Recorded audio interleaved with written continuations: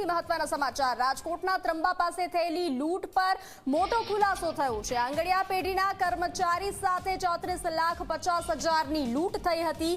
હથિયાર સાથે આવેલા લોકોએ લૂંટ કર્યાનો દાવો હતો। આજીડેમ પોલીસની તપાસમાં મોટો પર્દાફાશ થયો છે।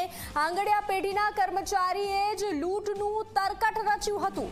પૈસાની જરૂર હોવાથી જગદીશ ચૌહાણે લૂંટનું નાટક કર્યું હતું। તો જે રીતે તપાસનો ધમધમાટ હાથ ધરવામાં આવ્યો હતો, આ લૂંટે ચકચાર મચાવી હતી। રાજકોટના ત્રંબામાં આ લૂંટની ઘટના સામે આવી હતી। રાજકોટના ત્રંબા પાસે લૂંટની ઘટનામાં ખુલાસો થયો છે। વધુ વિગતો સાથે સંવાદદાતા ગૌરવ જોડાઈ ચૂક્યા છે। ગૌરવ, રાજકોટના ત્રંબામાં જે લૂંટની ઘટના સામે આવી હતી તેને લઈ મોટો ખુલાસો થયો છે, શું વિગતો?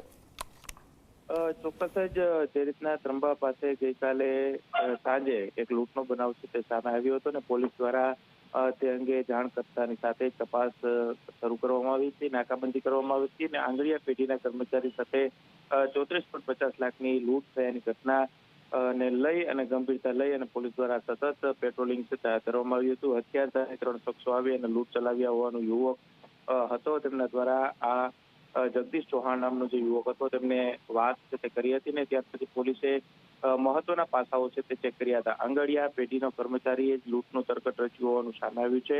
નાણાંની જરૂરિયાત હોવાથી આ જગદીશ ચૌહાણ નામનો જે યુવક છે તેમને આ લૂંટનું તરકટ રચ્યું હોવાનું સામે આવ્યું છે અને પોલીસે જે સીસીટીવી ફૂટેજ સહિતની જે પુરાવાઓ છે તે પણ કબજે કરી અને સમગ્ર મામલે તપાસ છે તે આગળ કરી છે।